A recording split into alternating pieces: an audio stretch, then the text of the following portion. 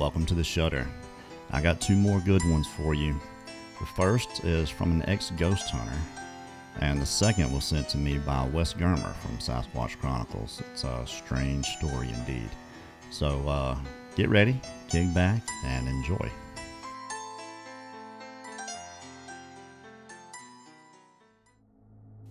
I started ghost hunting a few years ago.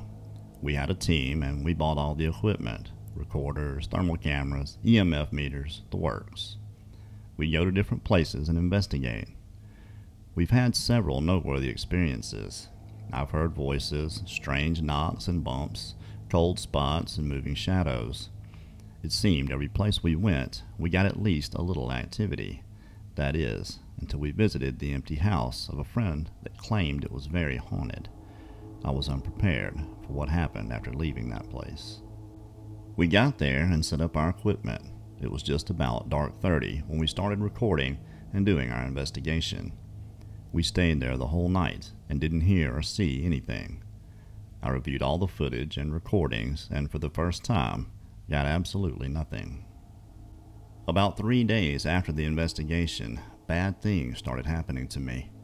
I hurt my elbow, I hit my head and got 9 stitches from that. I was fighting with my wife a lot and was having really negative thoughts. I was clueless as to why this was happening, but could still tell something wasn't right. It wasn't until I was standing in the kitchen one day washing dishes that I realized I might have something bad following me.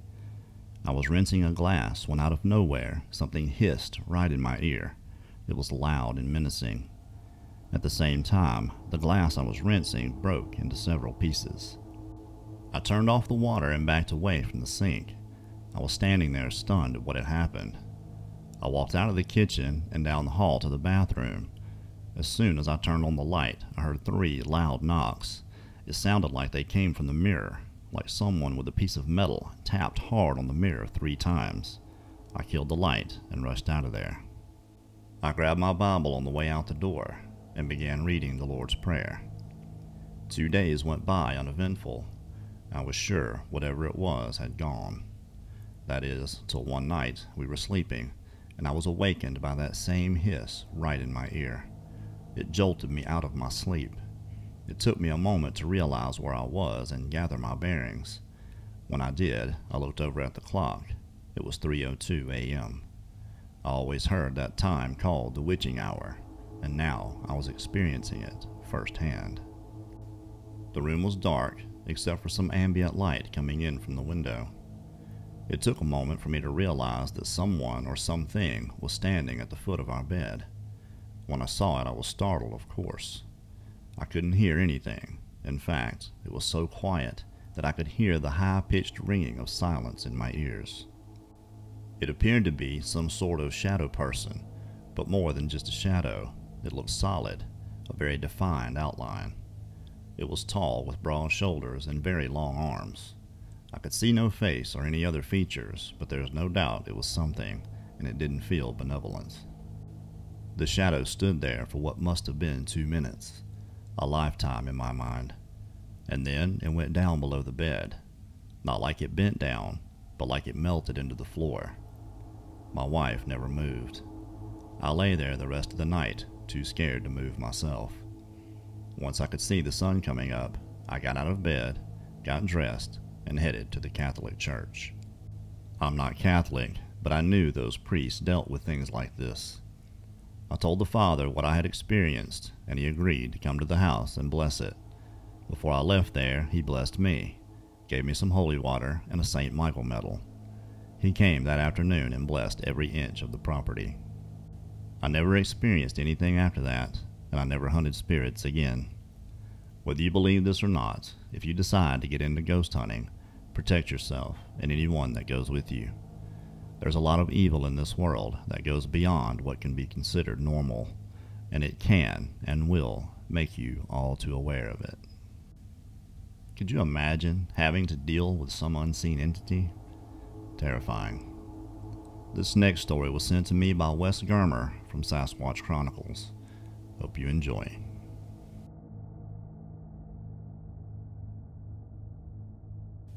In the early 90s, I was a forest ranger. I was responsible for forest fire, wildfire control, and law enforcement in a large area. This area was located very near to the Daniel Boone National Forest. When I would receive a call about a wildfire, I would gather a small crew and do the initial attempt to fire control and evaluate the fire and its potential for destruction, such as property damage, forest damage, and loss of life. If myself and my hotshot crew couldn't put the fire out, I would call out for additional resources, but the initial response was small and direct. One fall night, I think it was mid-October or early November, I received a call from dispatch about this wildfire that was on private property but near Daniel Boone National Forest.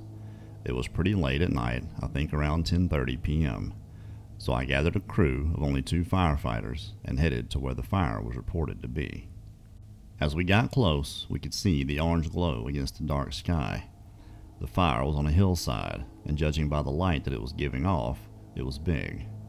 We drove around the perimeter of the fire for about 15 minutes and could not find a road up to it, so we decided to scale the hill. The hill had a very steep slope.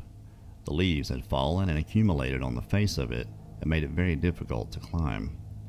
We had to use smaller trees to help pull ourselves up the slope. I could smell the smoke and feel the heat from the fire as I climbed. I was the first to get to the top, and what I saw has perplexed me ever since. When I got to the top of the hill, there was a clearing of dry grass about 2 feet tall. It was on fire, and the fire had everything glowing, kind of like a campfire glow, but everywhere. In the middle of the fire was a creature about 25 feet away from me, and it was dancing in the fire. It could have been stomping the fire out, but I felt like it was more like dancing because it was looking forward and not at the fire. It didn't seem like the fire was of any concern to it. It was about 4.5 feet tall. It had a human-like face with a goat's body. Its face was hairy like a man with a beard, but the beard started high on the cheekbones and hung down about medium length. It had a sharp nose like a human's, but looked a little sharper and flatter. It didn't have any clothes on that I could see, and had hairy goat-like legs. I couldn't see any feet due to the flames and light smoke. It appeared to have horns that turned back on its head, but they were close to the head and didn't turn in a semicircle like that of a ram's horns. I didn't see pointed ears like a goat's. I really don't recall seeing ears at all. When it saw me, it acted like when someone is caught by surprise doing something they shouldn't. As a law enforcement officer, I have seen this before from people trying to avoid me after being caught committing a crime. It danced a few more steps, then it glanced halfway toward me, but stopped like an "oh crap" moment. It turned to the left and walked about 30 feet while its head was turned slightly towards me, as if it was watching me out of the corner of its eye without giving me notice it had been seen. Then it turned and walked in the opposite direction it was originally moving for about 30 feet, stopped, turned around, and then turned back in the same direction where it had just come. This is where it gets really weird. It started to disappear from the legs up, as if it was walking downstairs. It finally completely disappeared. I was armed, but never felt threatened at all. From the first time I saw it until it disappeared was approximately 25 seconds. I walked quickly to where it had disappeared, expecting to see a cave opening, which the area has a very karst topography, but the ground was solid. The fire was almost out, except for a small area about 6 feet by 10 feet. I finished extinguishing the fire. One of my firefighters had come up behind me. I asked him if he had seen anything, and he said no, except for that goat. He then said, where did it go? He was worried that it may have been wounded from the fire. We sat down and drank some water for a few minutes. I looked for tracks to try and confirm I wasn't delirious. I did find some smudge marks in the ash, but that's all. A few years later, I was watching the movie The Lion, the Witch, and the Wardrobe, and the little goat guy looked very similar to what I saw. This thing was not Baphomet, because it did not have wings. I did some research, and the best description is that of the Greek god and protector of the woods, Pan. I know this sounds crazy, but I assure you it happened. I have 2 undergraduate college degrees and a graduate degree. I've been in law enforcement for 30 years, and I've seen about every horrible thing people do to each other, but this was a whole different thing. Wow. You know, when you hear something like that from a law enforcement officer, it makes it hard to disbelieve. Those guys are trained observers. And if it is real, what else is out there? I want to thank Wes Germer for sending me that account, and thank you all for listening. If you liked it, give it a thumbs up and a share, please. I'll see you next time on The Shutter.